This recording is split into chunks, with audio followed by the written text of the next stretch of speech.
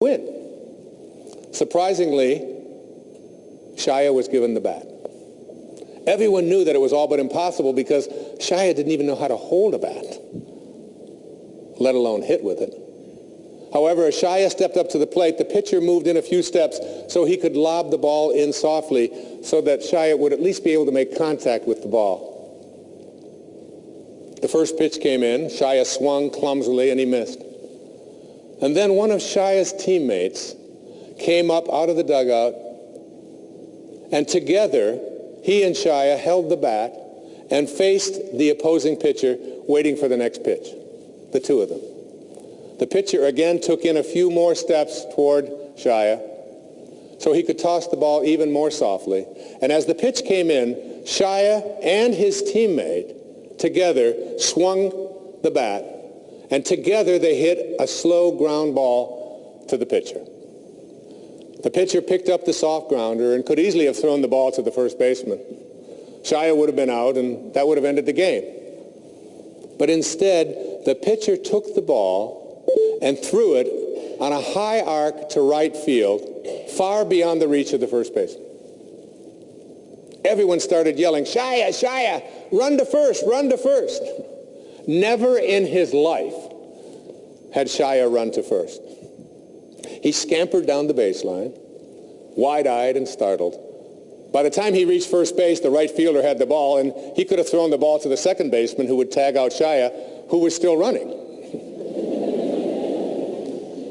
But the right fielder understood what the pitcher's intentions were. So he threw the ball high and far over the third baseman's head. Everyone yelled, "Run to second, Shia, run to second." Shia ran toward second base as the runners ahead of him deliriously circled the bases toward home. As Shia reached second base, the opposing shortstop ran up to him, turned him in the direction of third base, and shouted, "Run to third, Shia, run to third." As Shia rounded third, the boys from both teams ran behind him screaming, "Shia, Shia, run home, run home." Shia ran home, stepped on home plate, and all 18 boys lifted him on their shoulders and made him the hero as he had just hit a grand slam and won the game for his team. That day, said his father, now with soft tears rolling down his face, those 18 boys reached their level of God's perfection. Is that a beautiful story? It always touches me.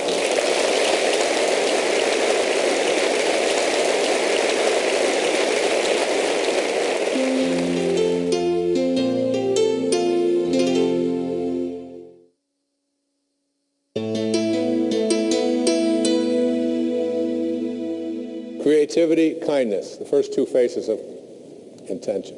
The third face of intention is called simply love. My friend Leo Biscaglia, you remember Leo? Leo, who wrote a book about love and who did many things for public television.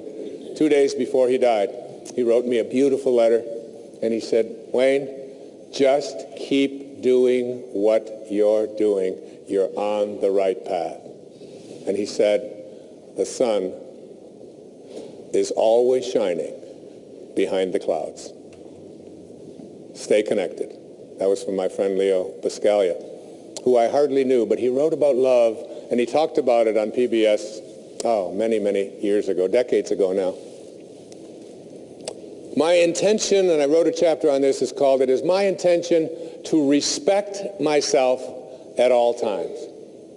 Your view of the world really depends upon how much you respect yourself. How much love do you have for yourself? When you trust in yourself, you're trusting in the same wisdom that created you. When you fail to trust in yourself, when you fail to love yourself, you are denying your own divinity. and therefore attracting the exact opposite of what this source is. This is a source of love. It is a source of great respect. It doesn't create anything that it doesn't have a loving feeling toward. If you don't have that feeling of love toward yourself, you can't extend it outward, for who can give away what they don't have for themselves? Who can do that? I've often used the metaphor of an orange. If you squeeze an orange, you get out of it orange juice. Why? It's an orange. That's what's inside. And when you squeeze you, someone puts pressure on you, says something about you that you don't like, and out of you comes anger and hatred and bitterness and tension and fear and anxiety and depression and worry and stress. It's not because of who did the squeezing. It's not because of the instrument they used or the timing. It has nothing to do with that. It has to do with what's inside. If you don't have love for yourself, you're not trusting in the wisdom that created you. And the idea of being able to respect yourself at all times, how do you go about doing this? You spend your life in a state of cooperation rather than competition. You see yourself as someone who is love in action. It's one of the things that I have written on my return address when I write someone back. It says that it'll have my name and then the address, and above my name it says love in action. That's what you have to be, love in action. You suggest to yourself and you say these words to yourself: I am whole, I am perfect as I was created. I am whole and I am perfect as I was created. And I came from a source that not only determined the shape of my eye and the shape of my body and the color of my skin and my height, but I came from a source that had a great idea about who I should be as well. And you sense that. And that cannot be fulfilled, it cannot be actualized, it cannot be created if you are not in a state of love. Now, when are you not in a state of love? Whenever you judge another human being, you do not define them with your judgment. You define yourself as someone who needs to judge. If I call you stupid, that does not make you stupid. That makes me a person who has to put labels on other people. And as Søren Kierkegaard, the great Danish theologian, once said, once you label me, you negate me. Match game. Are my thoughts in harmony with that source from which I emanated? Because, folks, when they are, the right people will show up and the right events will transpire. And everything that you need in what Carl Jung called synchronicity, that there is almost like what happens when you are in a state of love and not having resistance to that, there is like a collaboration with fate. So judging anybody else just says, I need to judge. It doesn't make them what they are. And all I can say to you, each and every one of you, about love and loving yourself is this: that true nobility is not about being better than anyone else. It's about being better than you used to be. It's about being better than you used to be. All I can say to you up here as I speak to you now at this age, that I'm not better than one person out there watching or one person here in this beautiful theater. But I know for certain that I'm better than I used to be in almost every, not in almost, in every single way that can be measured. I know that. I know that as a human being, as a writer, as a father, as a grandfather, as whatever it is that I am in my life, I am better than I used to be. Be love. The fourth face of intention is the face of beauty. Here we have a source. Here we have a source that is ultimate truth. It is the source from which you emanated. It's invisible. It's formless. Particles themselves do not create more particles. You need this to create a particle. And here is one of the most beautiful quotes about beauty, written by one of the people who probably knows as much about beauty as anybody. His name was Michelangelo. I don't know if you've ever been to Florence and you've seen David. I mean, just to stand in the same room. I went there to just look at David.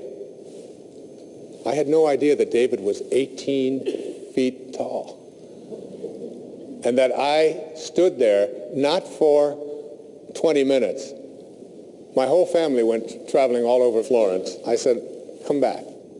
I can't leave. I was mesmerized by the beauty. And I always loved what Michelangelo said when they asked him, how could, out of one piece of marble, how could you create something so beautiful? And he said, David was already in there. I just chipped away the excess. David is in you. Beauty is in you. And here's what he said about beauty. He said, every beauty which is seen here below, down here below, by persons of perception resembles more than anything else that celestial source from which we all come. Isn't that great? Every beauty that we see resembles more than anything else that source. We're talking about source, connecting to source, from which we all come. Do you see beauty? Do you see it more or less in your life? Can you find it in a homeless person urinating on the street? Can you find beauty in a cockroach? As you reach higher levels of consciousness, you begin to see, not only do you see beauty everywhere and in everything, you begin to recognize it as truth. One of my favorite quotes that I wrote about, years ago I wrote a book called Wisdom of the Ages. And it was a collection of 60 essays. We did a public television special on it, and many of you watched it and contributed to PBS from it. And there was a young man, a Victorian poet in England named John Keats. He died at the age of 24.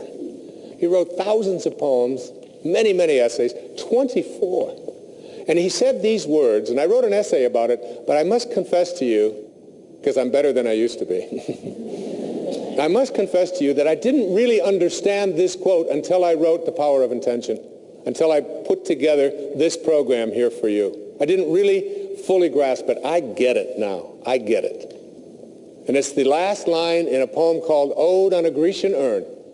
And the couplet goes like this: beauty is truth. See, this is truth. This is the source from which we all emanate. And we leave when we take on an ego. Beauty is truth. Truth, beauty. That is all you know on earth and all you need to know, from one of the greatest poets of his time. Your natural state is beauty, joy, tranquility. I want to experience beauty. And you know, the way to get beauty into your life is to say, I only attract it. And I take the path of least resistance.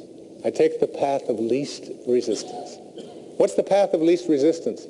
The path that says, I am as closely aligned with this energy as it's possible to be. You know, in 1978, I had a wonderful opportunity, one of the great opportunities of my life. I was invited by an organization called YPO, Young Presidents Organization, to come to Vienna in Austria. It was at the time when erroneous zones and pulling your own strings were topping all the charts, and they invited me to come over and lecture to all these presidents. I was 38 years old and very much in more of an ego mode than I have learned to become in my life. But I was honored to go over there, and I had read a book when I was in college, and I was teaching at a university, and I taught this book. It's called Man's Search for Meaning. And it was written by a man who was a survivor of the Holocaust. His name was Viktor Frankl. And Viktor Frankl decided that he had to survive the Holocaust because he had to tell the story. That was his purpose. We got to Vienna, and I found out that little Wayne Dyer, this little kid who lived in foster homes and worked for everything he ever had in his life, was on the same panel with Viktor Frankl. Man's Search for Meaning. I just sat there in awe. I remember what Rumi once said. He said, "Sell your cleverness and purchase bewilderment." Just be in a state of bewilderment. And I was just totally in awe to be sitting in the same room, let alone on the same panel, let alone discussing in front of these presidents with this man who had everything taken away from him. He was a psychiatrist who was taken off to the concentration camps in Nazi Germany. And he described how he survived. The Nazis gave him a bowl of soup, which was just hot water with even sometimes bugs floating around in it. And there was a dead fish head for flavor in the soup. That was his meal for the day. And he described the beauty. Not the anger, because the anger, and he learned very early that anger and resentment and hatred are low energies that always weaken you. He learned to find beauty in a floating fish head. You've got to be able to find it everywhere. Beauty is truth. Truth, beauty. They are one. Find it in as many places as you can. The next face of intention is what I call the face of expansiveness. And the intention that I have for this is, it is my intention to express the genius that I am. I love that Buckminster Fuller once wrote, "Everyone is born a genius, but the process of living de-geniuses you." It does. This source is an expanding source. It's a forming power. You have to be a forming power. You have to be in a state of expansion, a state of seeing yourself in the same way that this universal source sees you. You are a genius.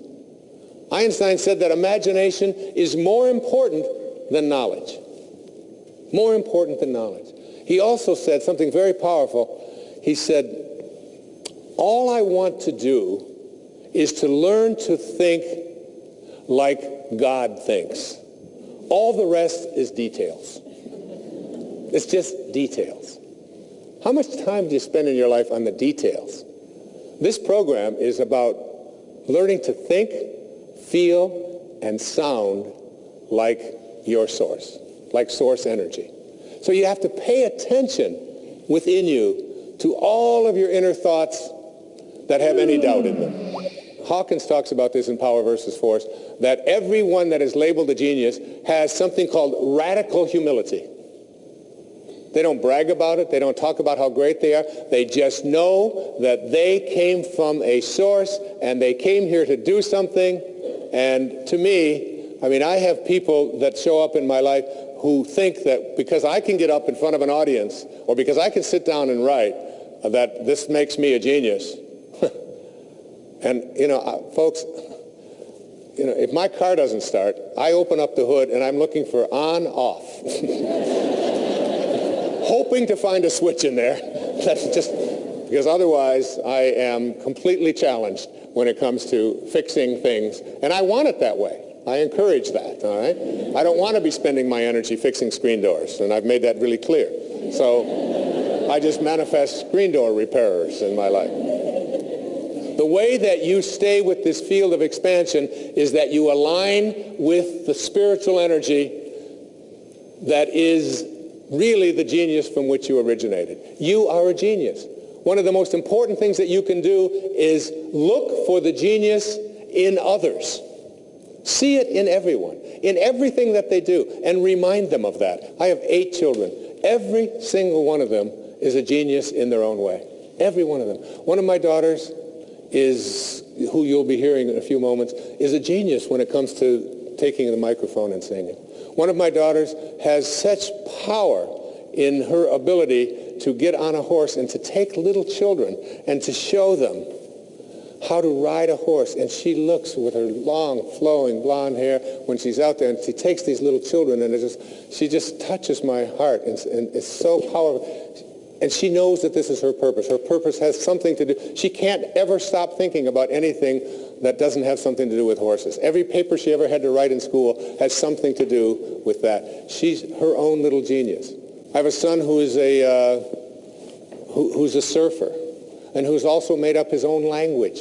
He speaks a language that he and a few of his friends can do. And I have a brother. My brother David is the same way. He created a language when we were 13 and 14 years old, and I still speak it today. And nobody else understands anything about it whatsoever. If I say Clodopole Dipica or the Beatty Banal, only my kids will know what I'm talking about. There's not a person in the whole country. My brother Dave, watching this, he'll know what I'm talking about. That's a genius. All of my children have this in one form or another. And each and every one of you have that as well. Don't let life de-genius you.